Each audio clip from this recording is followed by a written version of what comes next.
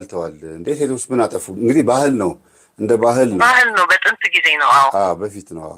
እንግዲህ እና ይሄንን ደግሞ ተገናርጎ ለሊት መጥቶ በልቶት እንደገና ደግሞ አንቺ ነሽ የበላሽው ካላት ባልና ሚስት መካከል ጸብ ነበረ ማለት ነው። ችግር አለበት። ሚስቱን በጥሩ መንገድ አይረዳትም ማለት ነው። ለሱ ብላ ሰርታ ችግር አለበት ማለት ነው። እሺ። እና ከዳት። እሷም በቃ በጣም አዝና ጮኸች ምናምን። ሰው ተሰበሰበ። በቃ የኩቲው ቅዱስ ሚካኤል አስተፈረዳለች እና ለኩቲው ቅዱስ ሚካኤል ነገረች። ሰውየው ቀስ እያለ መታመም ጀመረ። ምንድን ነው ህመሙ? ሆዱ እያበጠ የሆድ ህመም ነው። ሆዱ እያበጠ መጣ። በጣም ከባድ ደረጃ ላይ ደረሰ ማለት ነው። የበላው ዶሮ ሆድ ውስጥ ሚስጥር እያወጣ ነው ማለት ነው። አዎ። እሺ። እና በመጨረሻ ላይ በጣም ሆዱ ከማበጡ የተነሳ ቆዳው እንትን ሊፈነዳ ደረሰ። በቃ መጨረሻ ላይ በጎን በኩል ዶሮ እንትን ብሎ ወጣ፣ ነፍስ ዘርቶ ወጣ እና በረረ ማለት ነው። ታወቀ ማለት በሽማግሌዎች ፊት እንደሆነ ነው ቅድም ሲናገሩ የሰማሁት። በሽማግሌዎች ፊት ሰው ተሰብስቦ እሱ ታሞ በቃ ተጨንቋል። ሚስትም በቃ እውነቱን አውጣ የኩቲ ቅዱስ ሚካኤል ብላ ነግራለች። ሰው በተሰበሰበበት ሽማግሌ ባለበት ነው ይሄ የሆነው። መጨረሻ ላይ በሆዱ በኩል በጎን በኩል ፈንድቶ ወጣ፣ ዶሮ ነፍስ ዘርቶ ወጣ የሚባል በጥንት ጊዜ የነበረ ነው። ይገርማል በጣም። ስለዚህ ሰውየውን ማጋለጠው ልጅቷን ነጻ ወጣች። ምን ብላ ነበር የተሳለችው እሷ? በቃ እውነቱን አውጣ ነው፣ ፍረድ ነው፣ እኔ ያላደረኩትን ፍረድ ነው ያለችው። እሷ ባሏም ይሄን አድርጓል ብላ ገምታ አይደለም፣ ማን እንዳደረገው እሱ ያውጣ ነው። ይገርማል በጣም። እንግዲህ ባህሉ እንዳለ ሆኖ ባህሉን ጠብቆ እውነቱን አወጣ ማለት ነው። ዶሮ የበላው ሀቋን ነው እንግዲህ ያመጣ። አሁን ይሄንን ተገናርገው ቅዱስ ሚካኤል የተደበቀን ነገር ያጋልጣል፣ የካዱ ሰዎችን ያጋልጣል ብለው አሁን ደግሞ እዛው ቤተክርስቲያን ላይ የሚያደርጉት ነገር እንዳለ አሳይተሽኛል በቪዲዮ። በጣም የሚያስጠላው እሱ ነገር መርፌ ይተከላል። ላኪልኝ እስቲ በቴሌግራም ላኪልኝ ላሳያቸው። በስንቱ መሰለሽ? በቴሌግራም በ68 በሱ ላኪልኝ። በጣም የሚገርማችሁ ነገር አሁነታችን ትነግራችኋለች እና ሰው ቅዱስ ሚካኤል ያው የተሳሳተ አካሄድ ቢሆንም ግን አምኖ ማድረጉ ራሱ ይገርማል። ግን ያው ጠንቋይ ቤት የለመዱትን ነገር ነው ያመጡት ወይስ ቅዱስ ሚካኤል ካደረገው ተአምር ተነስተው ነው ያደረጉት የሚለው ነገር እናንተ እንድጽፉ ፈልጋለሁ። በጣም ነው የሚገርመው። እሱ ነገር ትንሽ በጣም እንትን ይላል።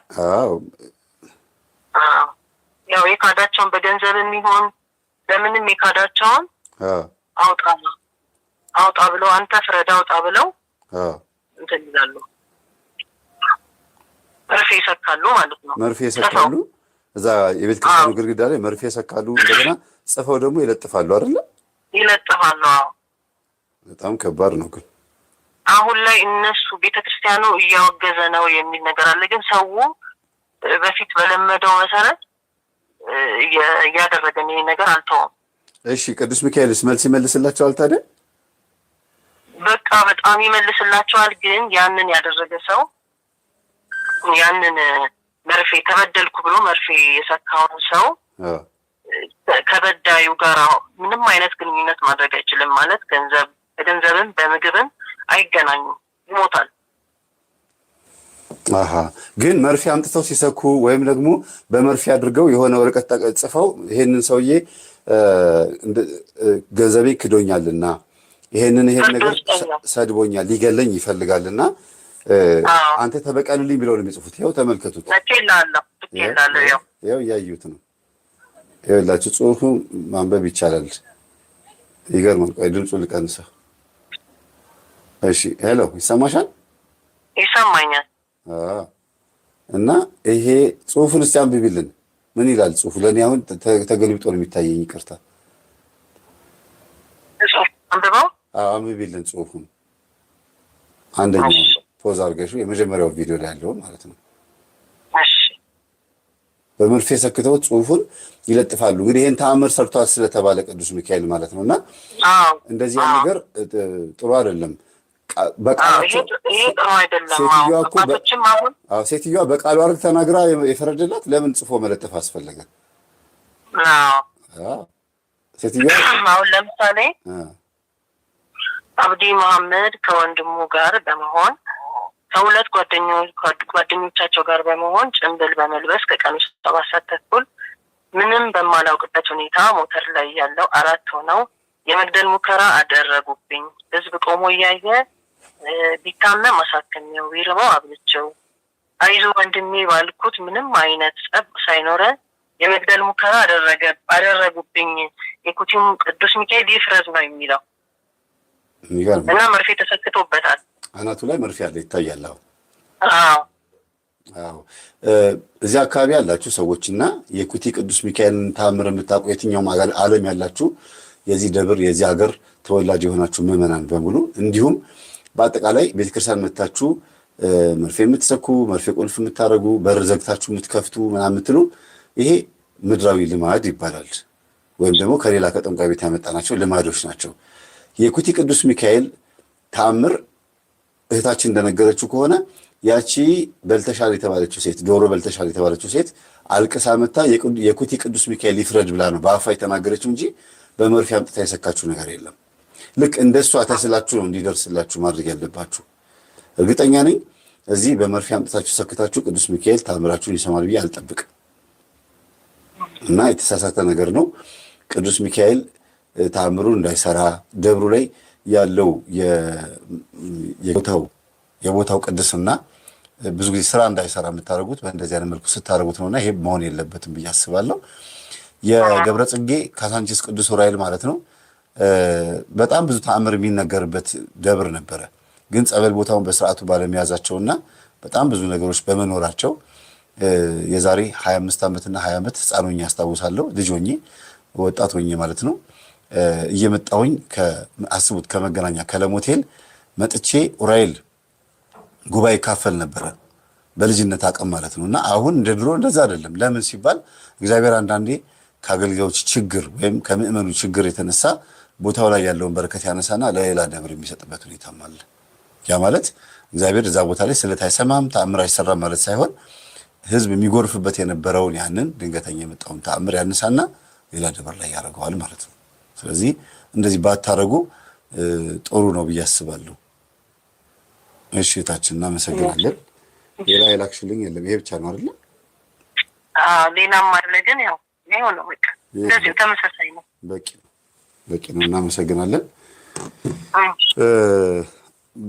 በጣም ደስ የሚለው ነገር በዕለተ ቀኑ አንቺ ቤት ተገኝቼ ዝክር ቀምሻለሁ። እንደገና ደግሞ አንቺም መተሽ ምስክርነት መስክረሻል። ስለዚህ ብድር ተበዳድረን ተመላልሰናል ማለት ነው። አመሰግናለሁ። እናመሰግናለን። ሰላም ሁኚ። አሜን። እሺ እህታችን ከዚህ በፊት ገጠመኝ ላይ ስንት ቁጥር ላይ ነው? ስንት ገጠመኝ ላይ ነው? ቁጥሩ ጠፋብኝ መምህር። ገጠመኝ ላይ የገባችው እህታችን ናት። ቤቷ ዝክር ተጠርቼ ነው የሄድኩት እና እህታችን ልዩ ገጠመኝ ላይ ነው የቀረበችው። ልዩ ገጠመኝ ላይ እዛ ላይ ገብታ በፊት ለፊት ነው ኢንተርቪው ስትደረግ የነበረው። አይታችኋታል። በነጠላ ለብሳ ብዙ ምስክርነት መስክራለች እና ሌላ ጊዜ ደግሞ በላይቭ ገብታ ደግሞ የቀረውን ትነግረናለች ብዬ አስባለሁ።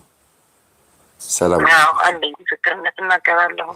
ዛሬ ሰዓቱ የቅዱስ ሚካኤልን ምስክርነት የምንመሰክርበት ሰዓት ነው። እሺ እህታችን እናመሰግናለን። ተባረኪ። እሺ እንግዲህ ገና 50 ደቂቃ ይቀራል። በደንብ መመስከር ትችላላችሁ። ያው እንዳታስቸግሩኝ ዘግቼው ነበር። አሁን ልክፈተው፣ ምክንያቱም እየደወላችሁ እያስቸገራችሁ እንደዚህ ነው። መክፈት መዝጋት ነው ስራዬ። ምክንያቱም ሰላም አናገኝም ሲከፈት ሲዘጋ። እሺ ደውለዋል። ሄሎ ሰላም፣ እንዴት ነህ? አረረ ወንድ ገብ አለን መምህር። ሰላም እንዴት ነው? እግዚአብሔር ይመስገን። ላይቭ ላይ ነው አውቃል። አውቄያለሁ። እየሞከርክ ነበር። በጣም ነው ግድል ያለው። የሊቀ መላእክት የቅዱስ ሚካኤል ተአምር የሚነገርበት ቀንና ሰዓት ነው። እውነት ነው። እኛም ዛሬ ዘቀን ስንገባ ቦታ ምረጥ ወንድማችን። ትንሽ የኔትወርክ ይቆራረጣል። አሁንስ ወንዶች ገብተው በስርዓቱ መመስከር ይከብዳል። በጣም ይገርማል። ወይ ኔትወርክ ነው ወይ ደግሞ ከዘውጉ ወጣ ይላሉ። ኧረ ተው ወንዶች ግን ተው። መምህር አሁንስ እንዴት ነው? ሄሎ አሁን ይሰማል? በዋትሳፕ የምትደውሉ ሰዎች ብሎክ ላረጋችሁ ነው። እግዚአብሔርን ብሎክ ነው ማረጋችሁ። አይደውልም፣ አይደረግም። ያው ብሎክ። ሄሎ እሺ ቀጥል ወንድማችን። መምህር ስላገኘሁ በጣም ደስ ብሎኝ ስላገኘሁ።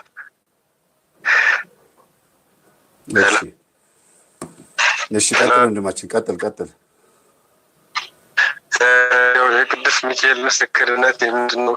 እኔ ብዙም በሃይማኖቱ ብዙም የቀረብኩ መምህር ለቤቴ በጣም የሚገርምሽ እና ብዙ ጊዜ ኔትወርክ እየተቆራረጠ ነው ወንድማችን።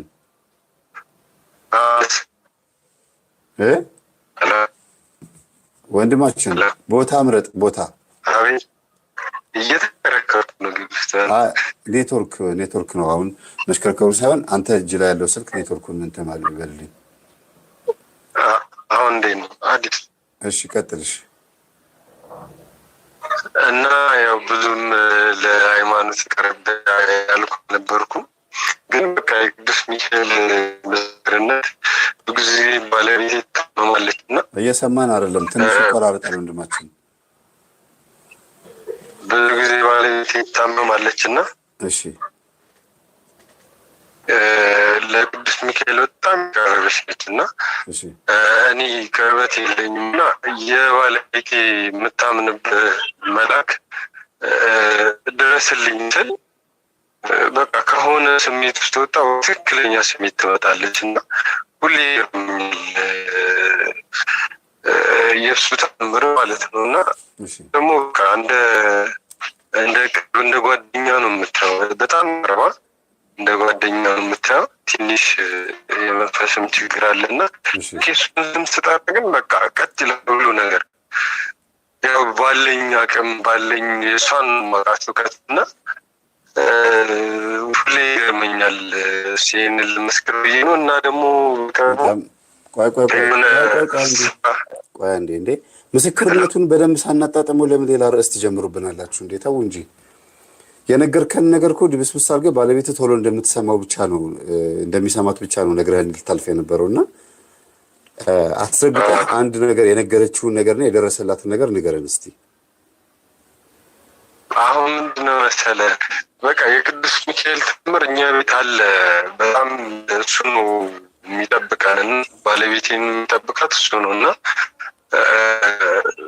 በቃ አንድ ጋርደን የሚታየኝ ነው የምትለው። በቃ ልክ የሆነ ነገር ሲሆን እሱ መጥቶ ይቆማል እና የሆነ ጊዜም እንትን ትንሽ ለወጥ አድርጓት ምናለች ምናምን ልንገላት ስንመጣ በህይወቷ ልንገላት ስንመጣ ቅዱስ ሚካኤል መጥቶ ይቆማል፣ ይከለክለናል። ነፍሷን ልንወጣ ስንመጣ ለነፍሷን የተላክ ነው፣ ግን ቅዱስ ሚካኤል ቤት በኩል አገን የእሷን ህይወት እንንካ የሚል ተአምር ይነግረኛልና ያው በዚሁ በዕለተ ቀኑ ምስክርነቱንም የእሷ ማስጠበቃ መሆኑን መናፍስቶቹ ሲጮሁ ቅዱስ ሚካኤል እንዳንገላት እየተከላከለን ነው እና በየት በኩል እንግደላት ነው። እንግዲህ ይሄ የመናፍስቶቹ ንግግር እንደ ምስክርነት መሆኑ በጣም ጥሩ ነው። ምክንያቱም ይሄ በመጽሐፍ ቅዱስ ውስጥም ያለ ነገር ነው እና በጣም ብዙ ጊዜ መናፍስት የሚናገሩት ነገር አይታመንም ይባላል። ግን በቃ እስቲ አስበው፣ አንድ ሰይጣን ቅዱስ ሚካኤል እየጠበቃት ነው፣ ልንነካት አልቻልንም በቃ ተቸገርን ብሎ ሲናገር ይሄንን ውሸት ነው ሲባል ይሄ ውሸቱን ነው እንዴት ምስክርነት እንዴት ትሰማላችሁ ሲባል አስበው ምን ያህል ድንቁርና እንደሆነ እና ይሄ በጣም ደስ የሚል ነገር ነው። የበለጠ እሷም በጸሎት እንድትበረታ ነው። ሌላው ግን በዚሁ አስታክኬ መናገር የምፈልገው ቤተሰቦች እየሰማችሁኝ ከሆነ አሁን ወንድማችን እንደተናገረው አንዷ ልጅ ምን ብላ ጸለየች? ሪከርድ ያደረኩትን ስሰማ ቅዱስ ገብርኤል እንደደረሰልኝና መናፍስቶቹ ወየው ቅዱስ ገብርኤል አሳደድከን፣ ወየው ተቃጠልን እያሉ ነው ሲጮሁ የምሰማው። እኔን አንድ ቀን ግን ተገልጦልኝ አይቼው አላውቅም። እሰግዳለሁ፣ ጸልያለሁ፣ እባክህን ልይህ ብዬ እጸልያለሁ። ግን ከእኔ ጋር እንደሆነ ማሳየት የሚፈልገው ከማየት የበለጠ በተግባር ነው የሚያሳየኝ። እኔ ግን ልይህ ነበር ምለው እንደ አንድ ቀን ልይህ በህልሜ ወይም በእውን ልይህና እባክህን በቃ አጋንንቶቹ ሲፈልጉ ይግደሉኝ፣ መልክህን አሳይኝ። የሚበልጠውን ነገር ትታ ምንም ያን ያክል ቁም ነገር የሌለው ነገር የቅዱስ ገብርኤል እሷ ጋር በምን እየሰራ ነው? በተግባር እየሰራ ነው። አጋንንቶቿን እየቀጠቀጠላት ነው። መናፍስቶቹ ተቃጠልን እያሉ እየጮሁ አጠገቧ እንደሆነ እያሳያት እየመሰከረላት የእነሱ መጮህ እንደ ምስክር አድርጋ መውሰድ ሲገባት ካላየሁህ እያለች አስቸገረች እና ቅዱስ ገብርኤልን አንድ ቀን አየችው። 20 ቀን ታመመች። መታመም ስለምንድን ነው? አቅም አላገኘችም።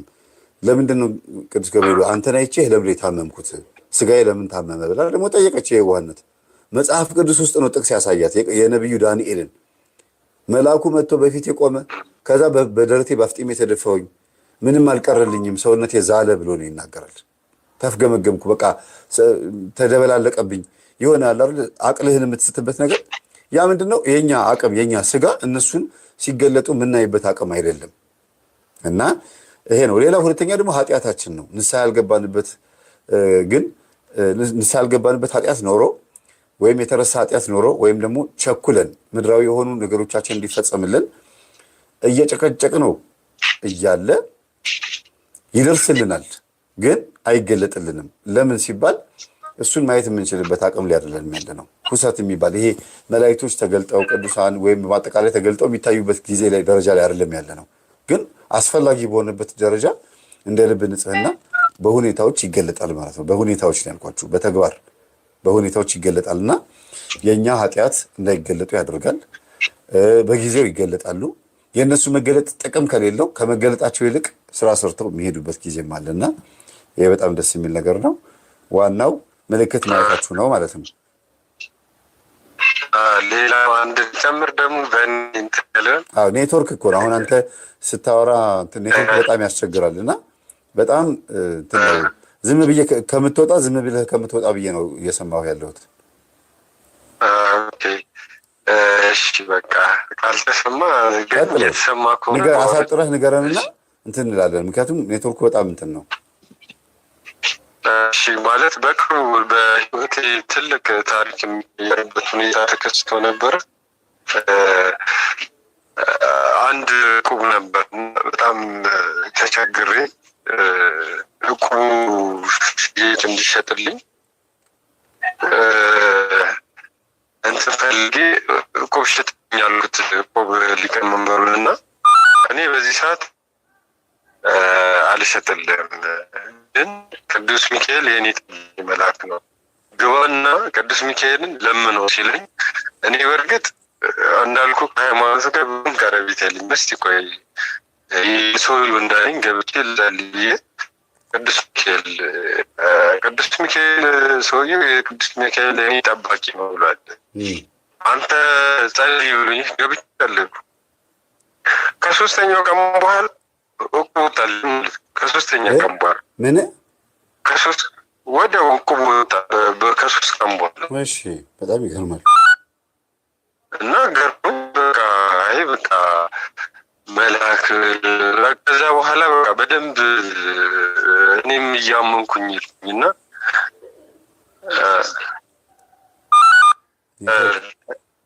ኔትወርክ እየተቆራረጠ ነው ያለው እና መልካም በቃ እስቲ እውነት በትክክል አንተ ጸልየህ ወይም ደግሞ ለምነኸው የሰማህ ቅዱስ ሚካኤል ለእኛ የሚድረስልን በልብ ንጽህና ከተጠየቀ በእንባ ከተጠየቀ የትኛውም ወደ ሰማይ የወጡ ቅዱሳን የትኞቹ መላእክቶች ስለት ይሰማሉ። ግን የእኔ የምትሉትን ታቦትና መልአክ አጥብቃችሁ ያዙ። ሻማ በወር አንድ ጊዜ እያበራችሁ ከጌታዬ ከኢየሱስ ክርስቶስ አስታርቀኝ፣ አንተን በተሰጠ ቃል ኪዳን እርዳኝ ብላችሁ መላእክት ከሆኑ በጥበቃቸው፣ ቅዱሳን ከሆኑ በጸሎታቸው በቃል ኪዳናቸው፣ ድንግል ማርያም ከሆነች ደግሞ በሁሉ ነገሯ በእናትነቷ በመመረጧ በቃል ኪዳኗ በድንግልናዋ በንጽህናዋ በአማላጅነቷ ጠይቃችሁ ኢየሱስ ክርስቶስ ራሱ ከሆነ ደግሞ አንተ ጥበብ ይሆንክ፣ አንተ አምላክ የእረኛ ሁሉ ነገር ይሆንክ ኢየሱስ ክርስቶስ ሆይ ስለ ቅዱሳን ስትል ይህን ጉዳይ ይህን ነገር ፈጽምልኝ፣ ማረኝ፣ ይቅር በለኝ እያላችሁ መጸለይ ነው ያለባችሁ። እናመሰግናለን ወንድማችን፣ እናመሰግናለን።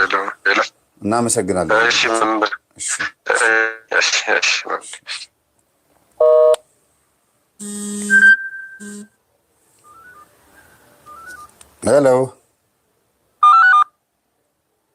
ሶሪ ትዕግስት ለየ ይቅርታ። እንግዲህ ሄሎ ሄሎ፣ እንዴት ነሽ? ሄሎ መምህር እንዴት ነህ? አለው ጠጋ በይ ወደ ስልኩ ትንሽ ድምፅ ርቋል። ኢርፎን ካለ ንቀል። ኤርፎን የለም። የሚካኤል ምስክር ለመስጠት ፈልጌ ነው። እሺ ይችላሉ፣ ግን ኢርፎን ካለ ንቀሉ። የለም ኤርፎን የለም። ላውድ አድርገውታል።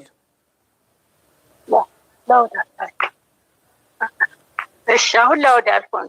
አዎ እሺ፣ ድምፁን ጨመር አድርጉት እስቲ፣ ከጎኑ ድምፁን ነካ አድርጉት እስቲ። እሺ ድምፁን ተጎኑ።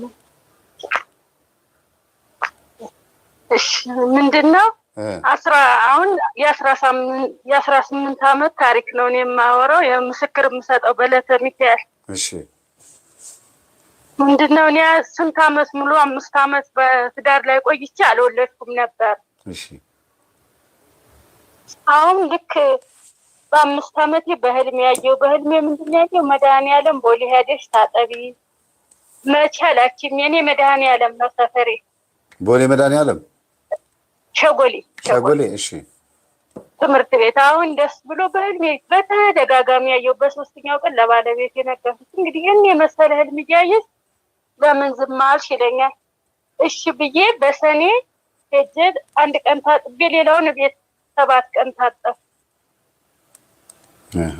እሺ ልክ በ7 ቀኔ የወይን ፍሬ ወይን ፍሬ ሰጥቻለሁ ይለኝና ልክ በ5 ዓመቴ ወለድኩኝ ማለት ነው።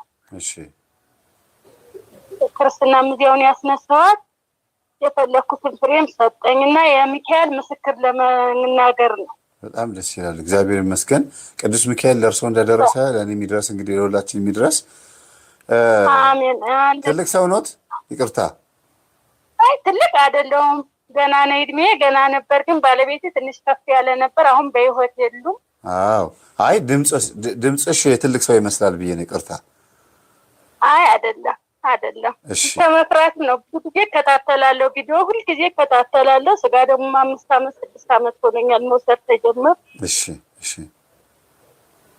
አሁንና ምስክር ለመስጠት ነው። ሁለተኛ ደግሞ የሆነ ችግር ተፈጥሮ የሮት ቀን ነው ወደ 11 ሰዓት ምናምን ይሆናል። ሄጄ ልክ ሚካኤል ብቻዬን አዲሱ ሚካኤል ነው ቤት አውቶቢስ ተራ ያለ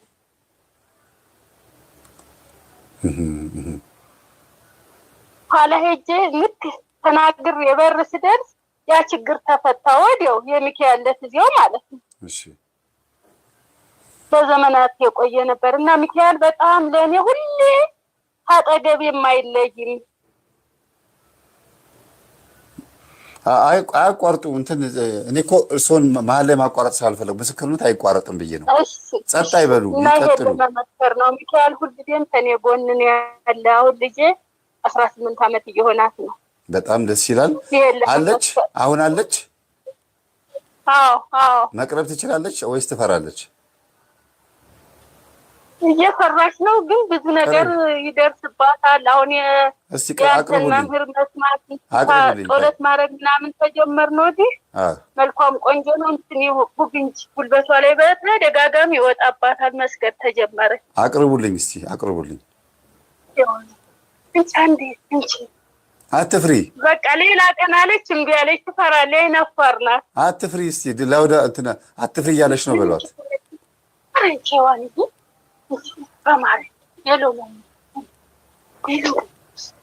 ሄሎ እንዴት ነሽ? አንቺ ቅዱስ ሚካኤል እንደዚህ አድርጎላቸው ለእናትሽ አንቺ ትፈሪያለሽ እንዴ ለመመስከር? ታዲያ ከአንቺ ፍርሃትና ከምስክርነት ወይም ከሊቀ መላክ የትኛው ደስ ይላል?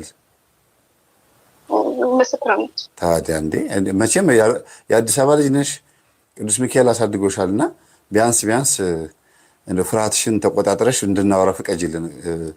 እስቲ እናትሽ የሚወዱትን ያክል አንቺ እንዴት ነሽ ለቅዱስ ሚካኤል? በጣም ብዙ ነገር አድርጎልኛል። ብዙ ነገር አድርጎልሻል? ትነግሪዋለሽ? ሳትነግሪውን የሚፈጽምልሽ ብዙ ጊዜ ወይስ ነግረሽው ነው? አብዛኛው ጊዜ ሳትነግሪው ቀድሞ ምናምን የሚሰራበት ጊዜ አለ ማለት ነው። የስለት ልጆች እንደዚህ ናቸው ይባላል። እንዴት ነሽ አንቺስ? እንደዛ ነው። እሺ የስለት ልጆች ደግሞ ትንሽ ያው መከራ ምናምን አለባቸው ይባላል። ያው ሰይጣን ሊገላቸው ይፈልጋል። ገነት ለምን ይወርሳሉ ልነካቸው ለምን አልቻልኩም ብሎ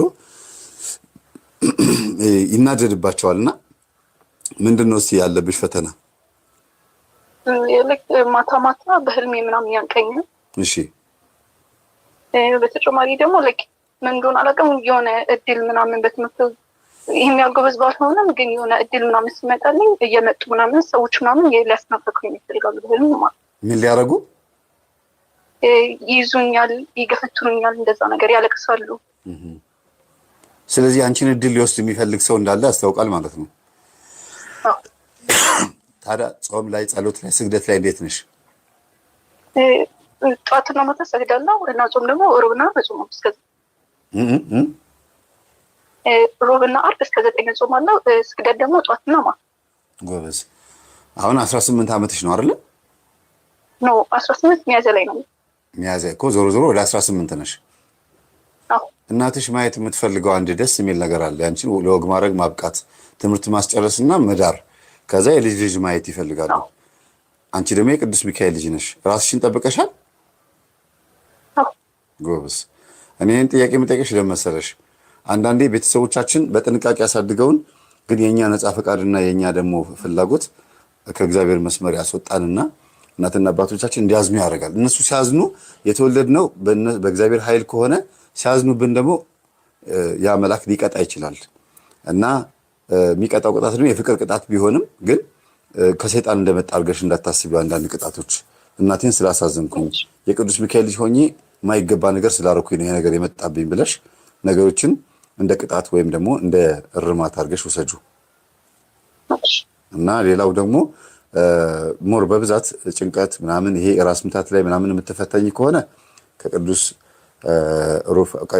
ዑራኤል ጋራ ደግሞ እንደገና ተወዳጂ ማለት ነው ደግሞ ተማጸኙ ከሱም በረከት እንድትካፈይ። ሊቀ መላእክት ቅዱስ ሚካኤል ደግሞ ሁሉ ነገር ያሟላልሻል። ይኸው ድምፅሽ ራሱ በጣም ስክን ያለ ነው። የተረጋጋሽ ነሽ። የመላኩ በረከት አንቺ ላይ ያረፈ ይመስላል። ፍርሃትም ቢሆን እንኳን ድምፅሽ ያስታውቃል እና ብዙ ጊዜ የሊቀ መላእክት የቅዱስ ሚካኤል ልጆች በጣም የተረጋጉ ናቸው። በጣም ስክን ያሉ ናቸው። ድምፃቸው በደንብ አይሰማም እና ብትቺ እናትሽ የሚፈልጉትን ይሄ ደስ የሚለውን ለሴት ልጅ ክብር የሚመጥነው ወግ ማድረግ እስክታይ ድረስ ራስሽን ጠብቂ። ቅዱስ ሚካኤል ደግሞ እንዲባርክሽና ደግሞ የተባረከ ልጅ እንዲሰጥሽ ልክ እንደ አባታችን አቡነ ሀብተ ማርያም የተባረከ ልጅ እንዲሰጥሽ የአቡነ ሀብተ ማርያምን እናት ሕይወት መኖር አለብሽ። በዚህ ዓለም ላይ ልጅ ከሰጠኝ እወልዳለሁ ካልሆነ ግን እመንናለሁ የሚል የአቡነ ሀብተ ማርያም እናት የተናገረችው ንግግር የብዙ እናቶች ምሳሌ ናትና አንቺም ደግሞ ልክ እንደዛው እናቴ ተስላን የወለደችኝ ሁሉ ነገር የተሳካ መሆን አለበት አልጋ ባልጋ መሆን አለበት ብለሽ እንዳታስቢ፣ ወይም ደግሞ ለምን ችግር ደረሰብኝ ለምን መከራ ደረሰብኝ ተስለሽ ባትወልጂኝ ይሻል ነበር የሚባል ማማረር አያስፈልግም። አንቺ ሁልጊዜ በክርስቶስ ጥበቃ በቅዱስ ሚካኤል ጥበቃ ውስጥ ነሽ። ግን ይህንን ተቋቁሞ ማለፍ ይህን ተቋቁሞ መኖር ደግሞ ያሸልማል። በልጅሽ ነው የምታየው። ሴት ልጅ በመውለድ ትድናለች ይላል መጽሐፍ ቅዱስ። ሴት ልጅ በመውለድ ትድናለች እና አንቺም ደግሞ የበለጠ እንድትባረኪ ነው ይሄን የምነግርሽ። በርቺ፣ አይዞሽ። እሺ በቃ ተአምሩን ሰማን። እናትሽ ልጄን የዛሬ 18 ዓመት እንዲህ አድርግልኝ ብዬው ነበር ሆነ አሉ። የተአምሩ ባለቤት ደግሞ አንቺ ነሽ እና አንቺን ግዴታ ማናገር ስላለብን ነው ግቢና አናግሪን ያለው እንጂ ልናስጨንቅሽ አይደለም። እሺ በቃ ሰላም ሁኚ። እናትሽን አቅርቢልኝ። እናመሰግናለን። እናታችን አመሰግናለሁ። እድሜና ጤና ይስጥልኝ። በጣም ነው የምከታተል ትምህርቱን። እሺ አመሰግናለሁ እናቴ። እግዚአብሔር ያክብርልኝ። አሜን። እሺ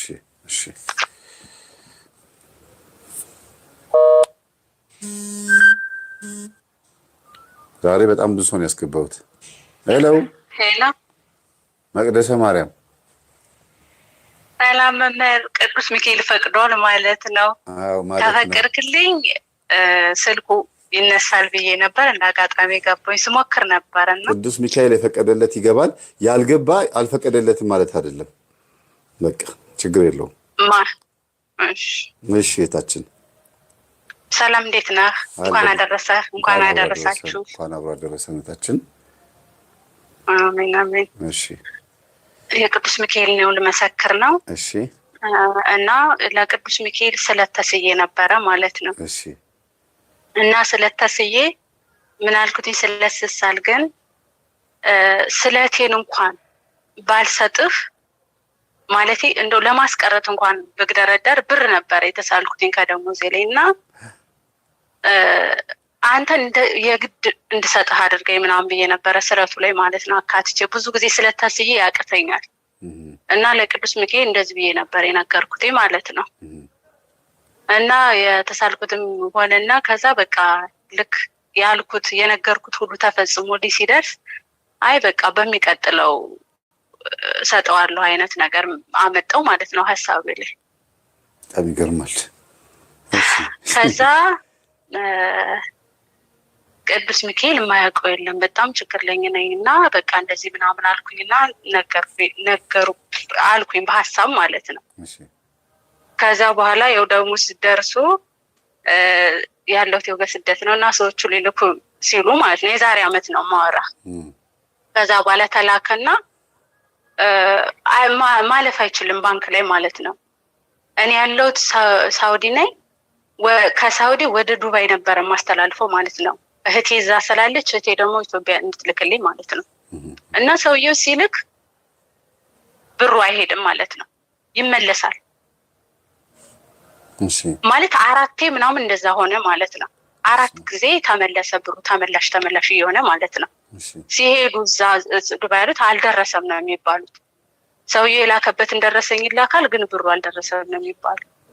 ከዛ ሰውየው ተመላሽ አደረገው 4 ጊዜ እንደዛ ተመለሰ። ከዛ በኋላ ልክ በወሩ ማለት ነው የቅዱስ እስከ ወር በቃ ቆየ። በቃ ምንም ማድረግ አይቻልም ምናምን አሉት። በቃ ተውት አልኩት። ሰውየውን ብሩ እሱ ጋር ቆየና ልክ የቅዱስ ሚካኤል በወሩ ማለት ነው ህዳር አይደለ ትሳስ ላይ ማለት ነው ትሳስ 11 በቃ ለሲስተር ነገርኳትኝና እኔ እኮ እንዲህ እኮ ብዬ ታስዬ ነበረ እና ለዛ ነው በቃ ቅዱስ ሚካኤል እንደውም በግድ እንድሰጥህ አድርገኝ ብዬዋለሁኝ እና እንደዚህ ነው ምናምን ስላት በጣም ገርሟት ለምንድን ነው ያልነገርሽኝ ምናምን ብላ እሷም ልክ እንደዛ ብዬ ለእሷ በነገርኳት በቃ መስጠት አለብኝ ብዬ ልክ ስወስን በ11 ብሩ ደርሶ በ11 ተላከና በ12 ጠዋት ኢትዮጵያ ደርሶ የእህቴ ልጅ ነበረ እሱ እንዲያደርስልኝና ይህን ምስክርም እንዲሰጥ ብዬ በዕለቱ ያው ለቤተክርስቲያን ነግሬያለሁ ማለት ነው። ግን በአደባባይ መስከር ስለፈለኩኝ ነው እንደዚህ አድርጎልኛል ነው ቅዱስ ሚካኤል። በጣም ይገርማል።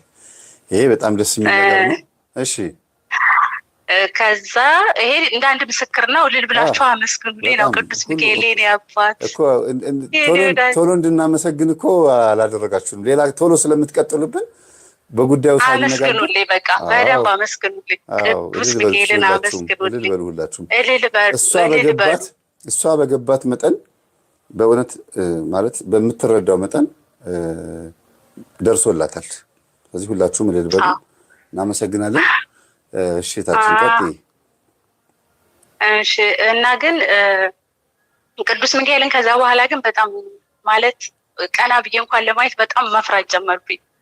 አሁን እንደዚህ ካደረገ በኋላ ማለት ነው የምር በቃ በጣም ፈራዋለሁ። ግን ያው በቃ በጣም ማለት ፍቅሩ የበለጠ ነው በቃ የጨመረብኝ ማለት ነው። እና መምህር በዚህ አጋጣሚ መናገር እንፈልገው አንተ ስለ መላእክት የምታስተምረው ነገር በቃ እኔ በአንተ ነው መላእክትን ማለት ነው። እኔ ቅዱስ ሚካኤል ገብርኤልን ብቻ ነበረ ጥብቅ ብዬ እሱን ማለት እወደዋለሁ አሁንም ቢሆን። ግን ስለ መላእክት እያብራራ ስለ ቅዱስ ኡራኤል፣ ስለ ቅዱስ ሩፋኤል፣ ስለ ቅዱስ ሚካኤል ፍቅር እንዲያደርብኝ ያደረከኝ አንተ ነህ። ገና እኮ እንደውም በደንብ አልተናገርኩም እኮ የሚገርምሽ እንደው አለፍ እያልኩ እንጂ መላእክት ማናቸው የሚለውን ነገር በደንብ አድርጌ አላብራራሁም። አዎ ግን እኔ በቃ የምታብራራው በጣም ነው የሚመስጠኝና አደርገውና ያደርጉልኛል። በቃ ቅዱስ ኡራኤል አድርጎልኛል። ቅዱስ ኡራኤልማ በቃ እንደዚህ ገና በቃ እኔ እንጃ የቅዱስ ኡራኤልን ራሱ በቃ ማለት በቃ በአካል የሚናገር ነው በቃ በአካል ነው ራሱ እስከሚመጣ ድረስ ማለት ነውና በቃ ያለኝ ፍቅር ለመላእክት እኔ አሁን የትኛው መምረጥ አልችልም። በቃ ለሁለቱም በቃ የተለያየና ይሄን ብትጸልዩ እንዲህ ያደርጋችኋል ስትል ራሱ በደንብ ነው የሚያደርጉት። በቃ በደንብ ነው የሚያደርጉትና መላእክት ላይ የምታደርገው በቃ የመልካ ጸልዩ እያልክ የምታስተምረው ትምህርት ለእኔ በጣም ጠቅሞኛል። በጣም ነው የማመሰግነው። በጣም ነው የምወዳቸው። አሁን ሁሉንም በቃ በጣም ነው የምወዳቸው። በቃ በስስት ስጠራቸው ራሱ በጣም በቃ እኔ እንጃ አጠገቤ ያሉ እስከሚመስለኝ በጣም ነው የሚያረጋጉኝ። በጣም በቃ ምን ልበል እንደዛ ከሆነ መላእክትን በጣም ከወደድሻቸው መልካ መላእክት የሚባል አለ። 99 ነገደ መላእክት የሚባል ትልቁ መዝገበ ጸሎት ላይ መልካ መላእክት የ99 ነገደ መላእክት ጸሎት የሚል አለ። እሱን እስቲ የሁሉንም መላእክቶች ጸሎት ጸልይና ደግሞ ለውጡን እዩ እስቲ። ምን እንደሆነ ታውቂያለሽ? ሶስት ነገር ነው በህይወትሽ የሚከናወነው የእነዚህን አባቶች የእነዚህን መላእክቶች ጸሎት ስትጸልይ። አንደኛ ከምትበዩ ከምትጠጩ ከእያንዳንዱ ከምታረጊው ነገር ውስጥ አሉ። ለምሳሌ ዝናብን የሚያዘንብ ፀሐይን የሚያወጣ አየሩን የሚመራ ሁሉንም ነገር የሚመሩ መላእክቶች ናቸው ለሰው ልጅ የተሾሙና ይላል የአባቶቻችን እያንዳንዱ ነገር በሰዓቱ እና በስርዓቱ እንዲንቀሳቀስ የሚያደርጉት መላእክቶች ናቸው። የሰራዊተ መላእክትን በሙሉ እስቲ ዝም ብለሽ ጸሎታቸውን አድርጊ። አንደኛ ከሁሉ ነገር በረከት ታገኛለሽ። ሁለተኛ ነገር ደግሞ እሳትን ስትጠጊ፣ ውሃም ስትጠጊ፣ ጨለማም ስትሄጂ፣ በብርሃንም ስትሄጂ የሁሉም መላእክት በረከት ስለሆነ አንቺ ጋር ያለው ሁሉም ይጠብቁሻል። እያንዳንዱ መላእክት ይጠብቁሻል ማለት ይሄኛው መልአክ ቀርቶብኛል፣ ይሄኛው የዚህ መልአክ በረከት ቀርቶብኛል አትይም ማለት ነው። እውነት ነው። እንደሱ አሁን ያልከውን አላረኩም እንጂ ለምሳሌ አሁን አራቱም በቃ አንድ ስለሆኑብኝ ምን አደርጋለሁ መሰለህ? ዛሬ የቅዱስ ሚካኤል እንጸልያለሁ አይደለ? ነገ ደግሞ የቅዱስ ገብርኤልን፣ ከነገ ወዲያ ደግሞ የቅዱስ ሩፋኤልን። አሁን አንቺ የሊቀ መላእክቶቹ ትጸልያለሽ አይደል? አንቺ እነሱን ብቻ ነው የምጸልየው። በቃ ሌላ እንኳን ሌላ መላእክት እንደው ስማቸውን ራሱ ጠርቼ አላውቅም። እኔ ደግሞ እያልኩሽ ያለሁት መሰለሽ ሁሉም ሰው ሁለት ጠባቂ መልአክ አለው። ጠዋትና ማታ አንዳንድ ሆኖ የሚጠብቁ ማለት ነው አይደል እንዴ? የትኛው ስሙ ማን ይባላል አታውቂውም። ስለዚህ የነገደ መላእክትንና የሰራዊተ መላእክትን ወይም የ99 ነገደ መላእክት ጸሎት የሚላል እሱን ስትጸልዩ ነው እነዚህ መላእክቶች አጠገብሽ ያሉትንም የምትማጸኙ። ብዙ ሰው ሚካኤል ገብርኤል አዌ ይላል። አጠገቡ ያለው መልአክ እኮ ለምን ሁሉንም በረከት ማግኘት ይችላል። የሚጠብቀው መልአክ ማዋራት ይችላል። ብዙ ጊዜ የሚፈውሱ የሚያጠምቁ አባቶች፣ ራእይ የሚያዩ የሰውን ልብ የሚያውቁ በጣም የሚባሉ አባቶች አጠገባቸው ያለው መልአክ አግኝተውታል ርቀው ሳይሄዱ እና ይሄ የሚጠብቀንን መልአክ ማዋራት ብንለምድ ጥሩ ነው። እሱም ደግሞ የሚያዋራን በሁለት መንገድ ነው። አንደኛ ስጋችንን ከኃጢአት ስንጠብቅና ንጽህና ስንከተል፣ ሁለተኛ ነገር ደግሞ ነፍሳችንን ወደ መንግስተ ሰማያት ወይም ወደ ዘላለማዊ ዕረፍት ለመውሰድ ሁልጊዜ ስለ መንፈሳዊ ነገርና ስለ ዘላለማዊ ነገር በማሰብ የተሻለውን ነገር በማሰብ እነዚህ መላእክቶች ካጠገባችን መልስ ይመልሳሉ። ይሄን ነገር ማድረግ ካልተቻለ ምድራውያን ወይም ደግሞ ዝም ብሎ እንደው ይሄ ተራው ሰው ነው የምንባለው። ስጋን ከኃጢአት መጠበቅ ወይም የስጋ ንጽህና መጠበቅ፣ ከዝሙት ከአንዳንድ ርኩሰት ከተለያዩ ነገሮች መጠበቅ፣ ነፍስን ደግሞ ለዘላለም ዕረፍት ማጨት፣ ይህም መንፈሳዊ ሕይወት በተግባር ክርስትና መኖር ማለት ነው። እና ጠባቂ መላእክት የዛን ሰዓት እንደው በጆሮ ላይ እስከ ማዋራት ይደርሳል። በልብ ውስጥ ያዋራቸዋል እና ያሰባችሁት ነገር ሁሉ ሲከናወን ታዩታላችሁ። እንደው እባክህን አጠገብ ያለ የእግዚአብሔር መልአክ የምትጠብቀኝ አብረኸኝ የተወለድክ እኔስ ልክ ስወለድ ለእኔ የታጨኸው የተሾምከው መልአክ እንግዲህ የምጠይቀውን ነገር በሙሉ አንተ አከናውንልኝ ስትይ በሚካኤልም ስም አድርጊው፣ በተክልዬም ስም አድርጊው፣ በምንም አድርጊው ያ አጠገብሽ ያለው መልአክ ነው የእግዚአብሔር እንደራሴ የሆኑ ጉዳዮችን የሚፈጽምልሽ። ብዙ ሰው ከሚጠብቀው መልአክ አይተዋወቅም። በጣም ብዙ ሰው በእውነት በጣም ብዙ ሰው ከሚጠብቀው መልአክ አይተዋወቅም። እና መልአክ የሚለው ስም በቃ የያዘ አጠገብሽ አለ ነው። ሌላ ምንም ስም የሌለው በቃ ዝም ብሎ መልአክ ጠባቂ የሆነ ማለት ነው። እና የነገደ መላእክትንና የሰራዊተ መላእክትን የ99 ነገደ መላእክትን ጸሎት መጸለይ የሚጠቅመው ለዚህ ነው ማለት ነው። ለጠባቂ መልአክ ተብሎ የተዘጋጀ ጸሎት ነው እሱ። ይሄ ነው። በርቺ። እናመሰግናለን እህታችን። እሺ። እና አንድ ምስክር አለኝ ሌላ ማለት ነው። በመሀል ወረ ስላስገባው ነው። ይሄኛው ትንሽ የቆየ ነው። እሺ። እና ቅዱስ ሚካኤል ልክ የህዳር ሚካኤል ነው። እና ቤተክርስቲያን ሄደን መተን ኢትዮጵያ ያለው ነው። ቤተክርስቲያን ደርሰን መተን ታቦት አስገብተን መተን እያለ ሻማ ይሄ ትልቁ ሻማ አለ አይደለ? የሚሸተው መዓዛ ያለው ረጅም ነው፣ በጣም ትልቅ ነው። እና እሱም ገዝተን መተን ነበር። አበራን ስዕሉ ላይ ማለት ነው፣ ስዕል አድኖ ላይ እና የስዕል አድኖ እንደዚህ ጠረጴዛ አለ እና እዛ ጋር መጽሐፍ ቅዱስ አለ። በቃ የተለያየ የጸሎት መጽሐፍ ገራት ምናምን አሉ። እና መሀል ላይ ነው በእቃ ማስቀመጫ አድርገን ያስቀመጥነው ሻማውን ማለት ነው። እና ከዛ በኋላ የምኖርበት ቤትና ባለቤት የስራ ቦታ ነበረው እና እሱ የሆነ ቦታ ሊሄድ ብሎ ነይ ስራ ቦታው ሄድልኝ ቁጭ ብለሽ ጠብቂልኝ ይለኝና ወጥቼ ሻማውን አላጠፋሁትኝም ሄድኩኝ ማለት ነው። ከዛ ሄጄ ልክ ባለቤት ሲመጣ ተመልሼ ቤት ስመጣ ቤቱ በጭስ ታፍኗል ማለት ነው። ጭስ ይሸታል ቤቱ። ከዛ በኋላ ሳየው የወደቀ ነገር የለም። ሻማው ጠፍቷል፣ ግን ሻማው አልወደቀም። እኔ እስካሁን ድረስ ራሱ ማለት በቃ ልመስክርለት ማለት ፎቶ ባነሳሁት ኖሮ ቪዲዮ ለምን አልቀረጽኩትም ብላለሁ። ሻማው እንደቆመ ነው፣ ግን ጠፍቷል። ከዛ በኋላ ማለት ነው የቅዱስ ሚካኤል ትንሿ አለች አይደለ? ትንሿ እንደዚህ እና ግንባር ላይ እንደዚህ እንሰግድባት ነበር ማለት ነው። ግን የቅዱስ ሚካኤል ስዕል ይሄ ቁምጣ ምናምን ለብሶ እንደማን ትክክል አይደለም ምናምን እያሉ ነው። እሱ ነበረ ማለት ነው። እና 4 ማዕዘን ነች፣ ትንሽ ነች። እሱ እንዳለ አመድ ሆኗል። ከመጽሐፍ ቅዱሱ በላይ ነው የነበረ እሱ ስዕል ማለት ነው። እና እዛ ጋር ግን እንደዚህ ስንሰግድ እንሰግድበታለን ስዕሉ ጋር ማለት ነው፣ የቅዱስ ሚካኤል ስዕል ጋር። ከዛ በኋላ ስዕሉ አመድ ሆኗል። መምህር ስዕሉ አመድ ሆኗል። ከዛ ውጭ አንድ ነገር የተቃጠለ ነገር የለም። ስዕሉ ብቻ የቅዱስ ሚካኤል ስዕል ግን የለም፣ አመድ ሆኖ። መጽሐፍ ቅዱስ አልተቃጠለም፣ ገድላት አልተቀጠሉም። ከስር ጨርቅ ነበር፣ እሱ ትንሽ ጨርቁ ብቻ ነክቶታል። ሻማው ሳይወድቅ ነው እንደዛ የሆነ። እንዴት እንደተቃጠለም አላውቅም። እንዴት አድርጎ እንዳገኘው ራሱ እስካሁን አልተገለጠልኝም ማለት ነው። ግን ዞሮ ቅዱስ ሚካኤል እንደዛ አድርጎ አንድም ነገር ሳይነካ እንደዛ ሆኖ ግን የእሱ ስዕል ግን ለምን ተቃጠለ ስዕሉ ብዬ በጣም ከፍቶ ነበረ በሰዓቱ። ለምንድን ነው ቅዱስ ሚካኤል ምን የሆነ በቃ የተቀየመኝ አይነት ሁሉ መስሎኝ ነበረ ማለት ነው። ስዕሉ ብቻ አመድ ሆኖ ሳገኘው ነው በጣም እና እንደዛ አድርጎልኝ። ግን በቃ በሱባኤ ራሱ ለምን አሁን ነው በቃ ለምንድን ያልጠየቁት በሱባኤ ለምንድን ነው ቅዱስ ሚካኤል እንደዛ ያደረገው ግን ምናምን ብዬ በቃ ሁሌ የማስብበት ማለት ስዕሉ ለምን አመድ ሆነ ነው የኔ ጥያቄ ማለት ነው። ለምንድን ነው ስዕሉ ተቃጠለ?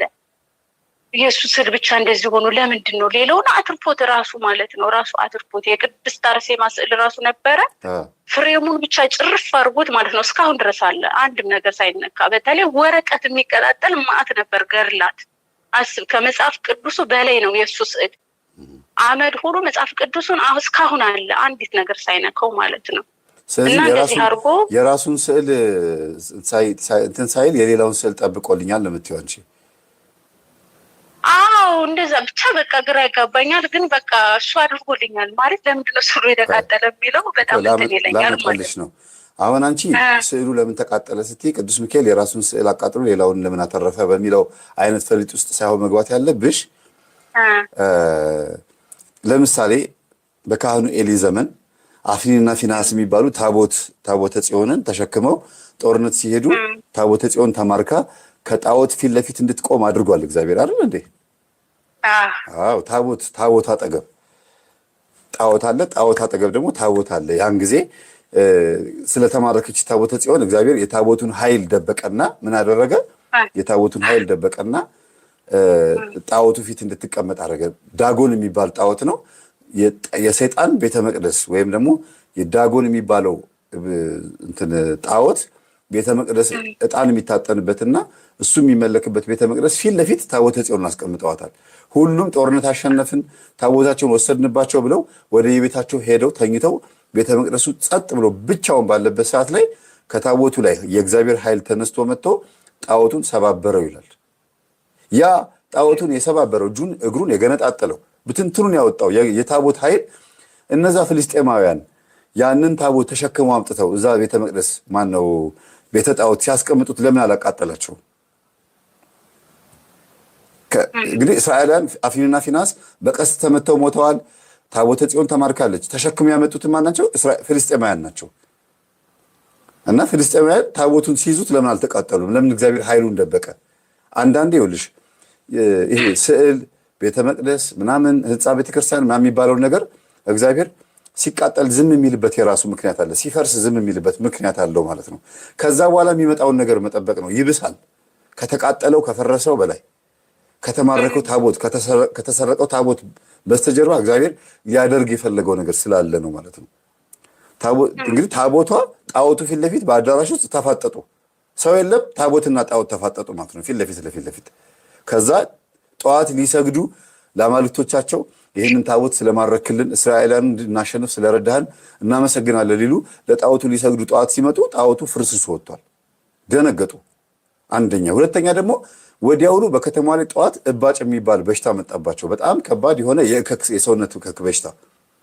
አረ እነዚህ እስራኤላውያን ታቦት ስላመጣን ነው አምላካቸው ተቆጥቷል መልሱላቸው ተብለው በእጃቸው መንካት እስኪከብዳቸው ድረስ በላምና በሰረገላ ላይ ታቦቱን አስቀምጠውት ሸኙት ይላል። ላሞቹ ራሳቸው እንዲያደርሱት ሰው የለ ምን የለ። ላሞቹ በሰረገላው ላይ ያለውን ታቦት ተሸክመው ወደ ማን ገቡ? ወደ እስራኤላውያን መንደር ገቡ ማለት ነው። ከምን ጋር? ከ5 በአይጥ ቅርጽ የተሰራ በአንበሳና በአይጥ ቅርጽ የተሰራ የወርቅ እንትን ትልቀት ያለው እንደዚህ አሁን እንደማሳያችሁ አንድ ወርቅ እንግዲህ በዚህ ልክ ነው የሚሰራው ብዙ ጊዜ እና የሆነ በወርቅ የተሰራ ሙሉ በሙሉ ወርቅ የሆነ 5 አይጥ ወይም ደግሞ 5 አንበሳ ደቦል የመሰለ ወርቅ አድርገው ከታቦቱ ጋር ይቅርታ አምላካችሁን ይቅርታ እንዲያደርግልን ለምኑ ብለው አልቅሰው ነው ታቦቱን የመለሱት። ስለዚህ አንቺም ቤት እኔ እንዲያውም ማቃት ልጅ አለች። አሁን ብትገባ ብትመሰክር ብትደውል ደስ ይለኛል። ምንድነው ከተቃጠለ ቤተክርስቲያን ገጠር ላይ ነው ከተቃጠለ ሙስሊሞች ካቃጠሉት ቤተክርስቲያን ላይ አመድ ወስዳ የዳነች ልጅ አለች። አመድ ይሄንን ታውቂያለሽ? ከሰል ከደመራ ላይ ደመራ ተቃጥሎ ደመራ በርቶ ከደመራው ላይ አንስተን ስንቀባ ደመራውን ያቃጠለው መስቀሉን ለማቃጠል አይደለም፣ ወይም ደግሞ ክርስቶስን ለመቃወም አይደለም። ቤተክርስቲያን ግን ተቃጥላለች እኮ አመድ ሆኗል እኮ። ከዛ ላይ ግን ወስዳ ማህፀኗን ተቀብታ የዳነች ልጅ አለች። ምስክርነት ነው የሰማሁት እንግዲህ ቤተክርስቲያን ላይ። ስለዚህ እግዚአብሔር እምነታችንን በምን በኩል እንደሚያበራው አናውቅ። ዝም ብሎ ማመን ነው ያለብን እኛ እና አንቺም ጋር አመድ የሆነውን ያ ስዕሉን አመዱን ይሄ ደግሞ እምነት ነው ብለሽ በጠርሙስ ብታስቀምጪው እምነት ነው። አይ አስቀምጠን ነው ተጠቅመንበታል በሰዓቱ ማለት ነው። እና እንደዛ ነው የዘውን ቀን እንደዛ የሆነ ስዕሉ ቀን ወጣን ማለት ነው። እና እኔ ነፍሰ ጡር ነበርኩ በሰዓቱ ማለት ነው። የስንት ወር መሰለ ሚካኤል ሐሙስ ሆኖ እኔ ወለድኩት በ15 ነው ማለት ነው። በ15 ማታ ነው የወለድኩት እና የዛን ቀን ማለት ነው ለልጃችን እስኪ ልብስ ምናምን ንግዛ ብለን ማለት ቀኔን እየተጠባበቅኩ ስለሆነ ወጣን ማለት ነው። እዛው የቅዱስ ሚካኤል ቀን እና እየሄድኩኝ እያለ ውሃ ልክ አለ ማለት ነው። ውሃ ልክ በጣም ትልቅ ነው። እዛ ጋር እንዴት እንዳደነቀፈኝ አላውቅም። ሙሉ ለሙሉ ነው የወደኩት ውሃ ልኩ ላይ ማለት ነው። እና እኔ በቃ ማለት እዛ ውሃ ልክ ላይ ካረፍኩ ልጅ አይተርፍም ምናምን ብዬ ስላሰብኩኝ በእጅ እንደዚህ በቃ ብዬ ቅዱስ ሚካኤል ምናምን እያልኩኝ ስልክ እየነበረ በእጄ እና ሙሉ ኃይሌን ስልኬ ላይ ነው የጨረስኩት። ሆዴ እዛ ውሃ ልክ ላይ እንዳያርፍ ማለት ነው። እና በጣም የሚገርም ታምር ነው ያደረገልኝ ቅዱስ ሚካኤል። በእርግጠኝነት ነው የማወራው ቅዱስ ሚካኤል ነው ያተረፈኝ ሁላ ማለት ነው። በጣም ነበረ ባለቤት የደነገጠው። እኔ ራሱ በጣም ነበር የደነገጥኩት። በጣም ደስ ይላል። በቃ የምነሳ ሁሉ አልመሰለኝ ነበር። እንደዛ አድርጎልኛል። በዛው ቀን እንደዛ ሆነ በስሩ ቀን ማለት ነው። ቅዱስ ሚካኤል እንደዛ አድርጎልኝ። አሁን ልጄ 8 ዓመቱ ነው። የሚማረውም የቅዱስ ሚካኤል ቤተክርስቲያን ነው። በጣም ደስ ይላል። በጣም ነው ወደው። ስለዚህ እንደዚህ ነው እህታችን መቅደሰ ማርያም ዛሬ መታ የነገረችን አንድ ትልቅ ትምህርት አስተምሮናል። እስቲ በቲክቶክ፣ በፌስቡክ፣ በዩቲዩብ ሾርት ላይ ወይም ደግሞ በዋትሳፕም በኢንስታግራምም ሊሆን ይችላል በምንም አድርጋችሁ የቅዱስ ሚካኤልን ስዕል አንደኛ እንትናችሁን ይሄ ፕሮፋይላችሁን ማድረግ፣ ሁለተኛ ነገር ደግሞ ለአንድ ሳምንት ያክል የሚቆይ የጸሎት ክፍላችሁን ልክ እንደዚህ ያው የጸሎት ክፍላችሁን እንደዚህ ቀርጻችሁ ልቀቁ። እዚህ ጸሎት ክፍል ውስጥ ነው መላእክት መጥተው አግኝተውን ተአምር የሚሰሩት አይደለም እንዴ? ከቤታችን ነው የሚጀምረው። ሁላችሁም ጸሎት ክፍላችሁን ቀርጻችሁ ልቀቁ።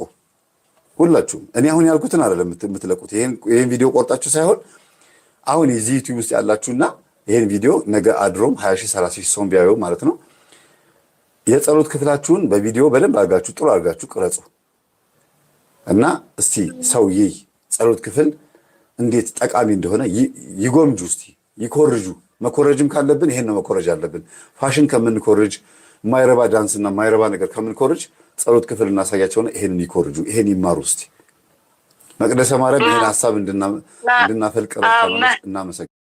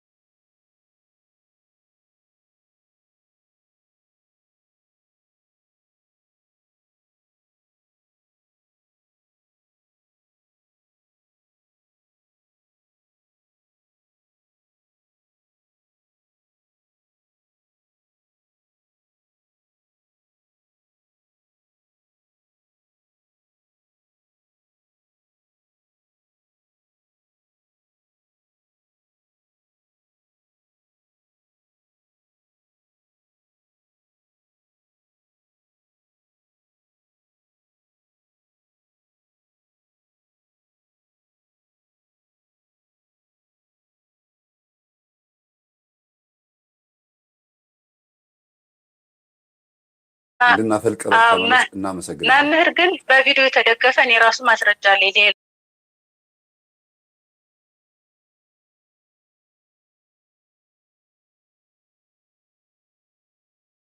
ከዛ በኋላ የገጠመኝ ማለት ነው። ባለቤቴ በቪዲዮ አስቀምጧል። አሁን ራሱ እንደዚህ ሻማ አብርቶ ያ በእኛ ጥፋት ነው ሻማው አልቆ እሱ ዘግቶት ሄዶ ነበርና ከዛ በኋላ መጽሐፍ ቅዱስ ነበር እንደዚህ እንዳልኩ የጸሎት ቦታ የተለመደ ነው እና ከዛ በኋላ ምንጣፉ ከስር ያለውን አቃጥሎት ማለት ነው። መምህር ይሄ በቪዲዮ ስለሆነ እርግጠኛ ሆኜ ነው የማወራ። በቪዲዮ መጽሐፉ ከስር ያለውን አቃጥሎ ማለት ነው። መጽሐፍ ቅዱሱ ምንም ሳይሆን ስዕሉ ምንም ሳይሆን ፕላስቲክ አለ የጸሎት ውሃ የሚጠቀምበት እንደዚህ የምንረጭበት ማለት ነው። አሎ ይቅርታ ማለት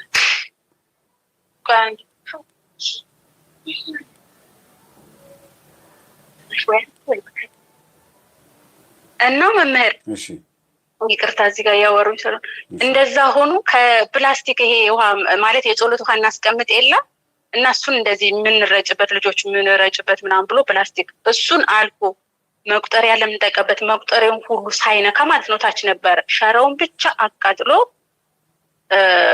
ሻማውን ማለት ደረሰበት።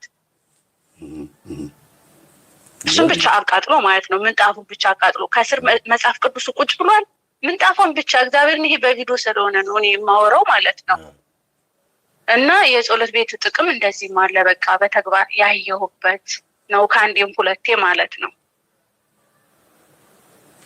ይገርማል በጣም እንዲህ አይነት ነገር መስማት ደስ ይላል። በነገራችን ላይ ምዕመናን ጸሎት ክፍል ማለት ወይም የቅዱሳን ስዕላት ያለበት ቦታ ላይ መጸለይ ማለት ብዙ ተአምር የሚፈጸምበት ቦታ ማለት ነው።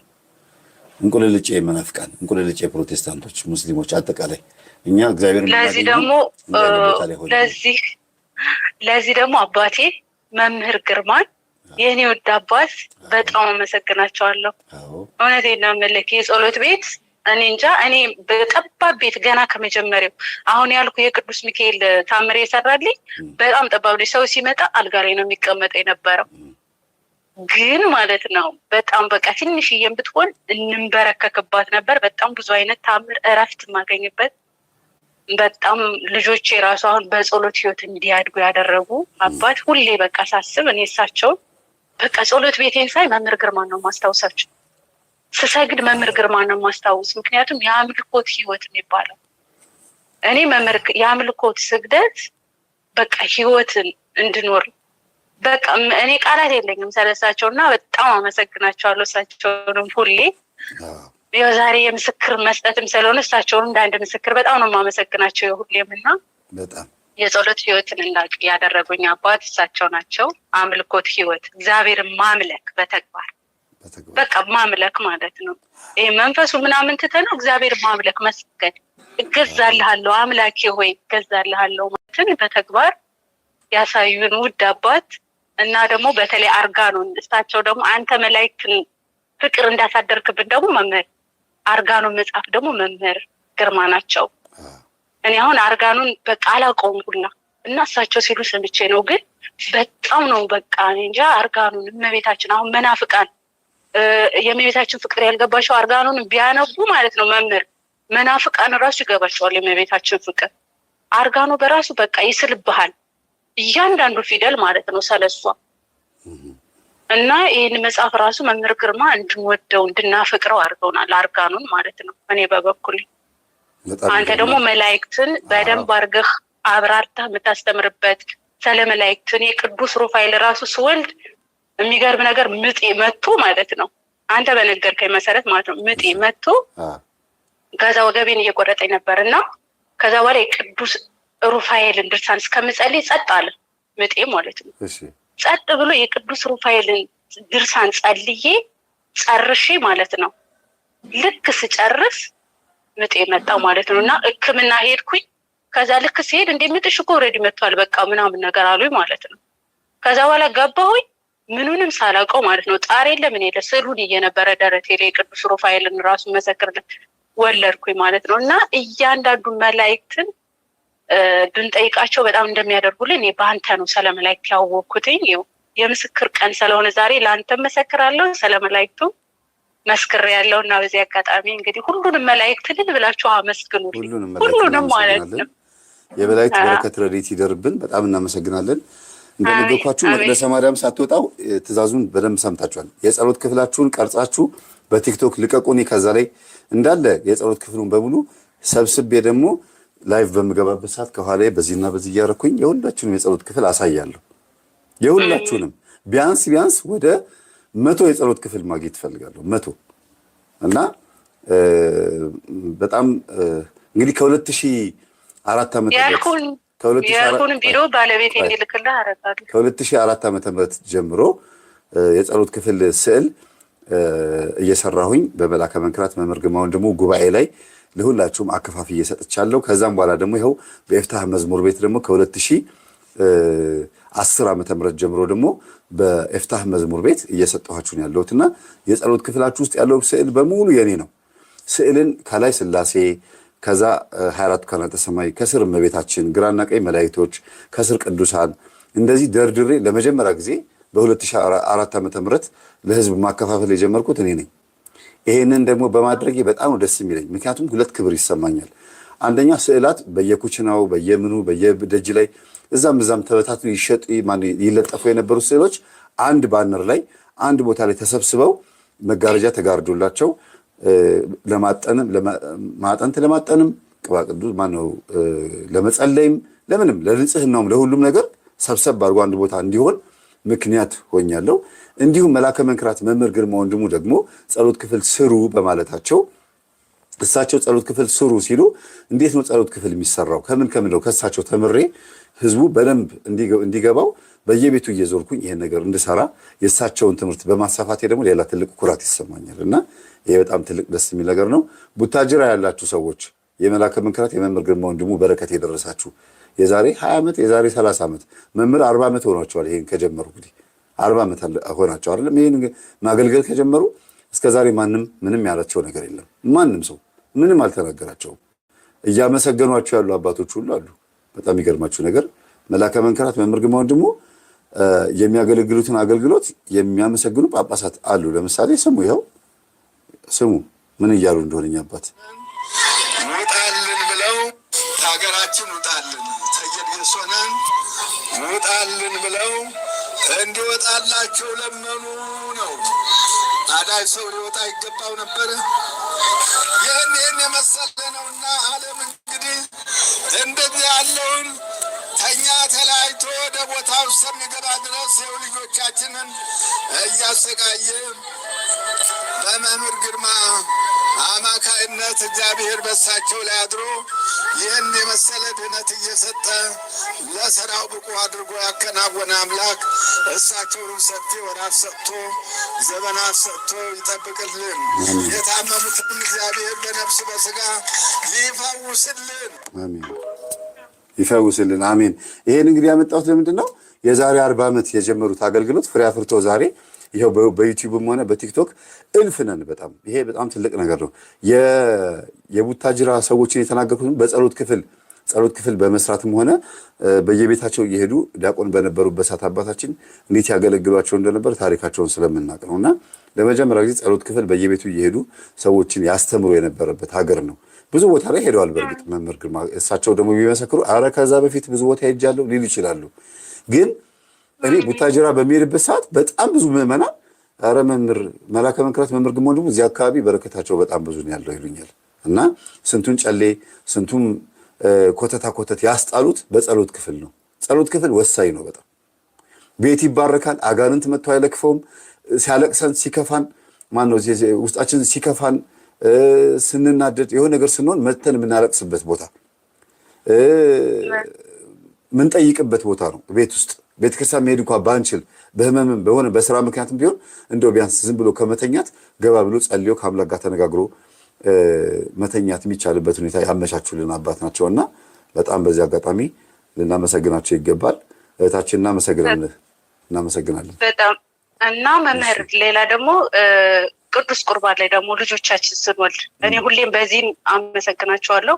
ልጄን ስወልድ ገና ከማህፀን ጀምሮ አስባርኩት በቅዱስ ስጋው ደግሞ የተወለደ ልጅ ምን ይላል ነው የሚሉት ሁሌ ሲያወሩ ረጋ ያለ የተረጋጋ የማያለቅስ የእናቱን ጡት የማይነክስ። እውነቴን ነው የምልህ ይሄ እኔ በህይወት ተግባር ያየሁት ልጆቼ ጋር ስጋው ደሙን ማለት እኔ ልጆቼን እንዴት እንዳሳደግኳቸው ራሱ አላውቅም። ማለት እንዴት ነው ስል ሳይከብደኝ በቃ በጣም ጨዋ ናቸው። እኔ አስቤ ካላጠቧቸው ይሄ የመምህር ግርማ ትምህርት ነው። ይሳቸው ያሉትን ነው በተግባር የፈጸምኩት። በስጋው ደሙ በኩል ያየሁትን ነው የምመሰክረው። እና በጣም የተረጋጉ ልጅ ነበሩ። እና እውነቴን ነው እሳቸው የሚሉት ይገርመኛል። መምህር ግርማ ግን እንዴት አድርገው እያዩ ነው ላለሁ እና እኔ ጎረቤት ማለት በማውቃቸው ደግሞ ጡት እየነከቱ ጡታቸውን የሚያደሙ ነበሩ።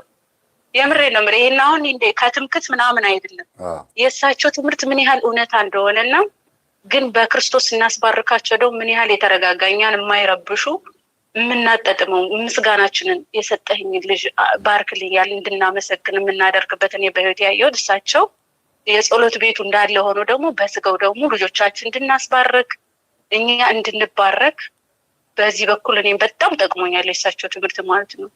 በጣም የምጽናናው እኔ ልጆችን ማለት ነው የዛር መንፈስ ምናምን በጣም አለ ከቤተሰብ የመጣ እኔ ጋር ቢሰራ ልጆች ጋር እንደማይሰራ በጣም እርግጠኛ ሆኜ ነው ከማህፀን ራሱ ስጋው ደሙ ጀምረው እንዲቀበሉ እና አሁን ራሱ መምህር ልጆቼ በጣም ነው ፍቅር ያላቸው ስለ ስጋው ደሙ ማለት ነው።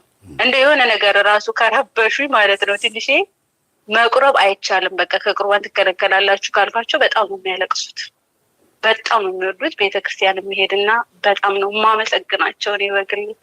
ይሄንም ለመጨመር ፈልጌ ነው። በጣም እናመሰግናለን እህታችን። በአንቺ ምክንያት አባታችንን አስተዋውሰናል። እናመሰግናለን። ተባረኪ። ጊዜ ይስጥልን። አሜን። እኔም አመሰግናለሁ። የዛሬ ዓመት በሰላም ያደርሰን። ሀሳባችንም ሞልቶልን ደግሞ ድጋሚ ለምስክር ያብቃን። ቅዱስ ሚካኤል። አሜን። እናመሰግናለን። ሰላም ሁኚ። እሺ ታመጣ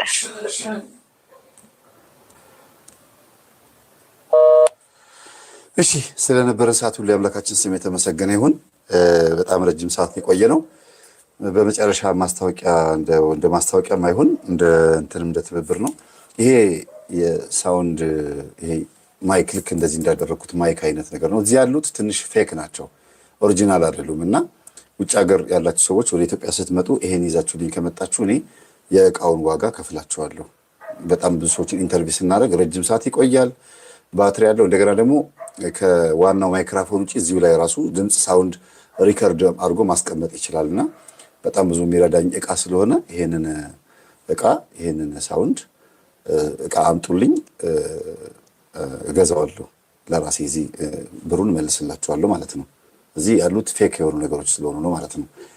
ሌላ ይሄኛው ጎፕሮ መሰለኝ ይሄም ራሱ ወጣ ስንል ስልክ ይዘን በምንንቀሳቀስበት ሰዓት ስልኩን ከእንትናችን ላይ እየቀሙን እየወሰዱ ገበያ ውስጥ ምናምን ስንቀርጽ የሆነ ቦታ ስንሄድ ስልኩን ከያዝንበት ስቲክ ላይ ምንጭቅ አድርገውብን ሌቦች እየወሰዱብን አስቸገሩና ስልክ ደግሞ በጣም ብዙ ዶክሜንት አለው። ስለዚህ እንደዚህ አይነት እቃዎችን ይዘን ብንቀርጽ ቢወስዱት ካሜራውን ነው ወይም ደግሞ እንደው ስታክ ቢያደርግም ካሜራውን ነው ስታክ የሚያደርገውና ይሄንንም ብታመጡልኝ እገዛቸዋለሁ። ከውጭ ሀገር ይዛችሁልኝ ነው እና ደግሞ እዚህ አዲስ አበባ ውስጥ ያላችሁ ጮሌዎች ይኸው ከውጭ ነው ያመጣሁልህ ብላችሁ ደግሞ ብታመጡ እኔ ቼክ አደርጋለሁ። ፓስፖርታችሁን አይቼ ነው የምቀበላችሁ እና አመሰግናለሁ። እግዚአብሔር ያክብርልኝ። ስለነበረን ሰዓት ሁሉ አምላካችን ስም የተመሰገነ ይሁን። አምጪልኝማ ሰላም ትራይፖድ ቆይ ራሴ ላምጣ።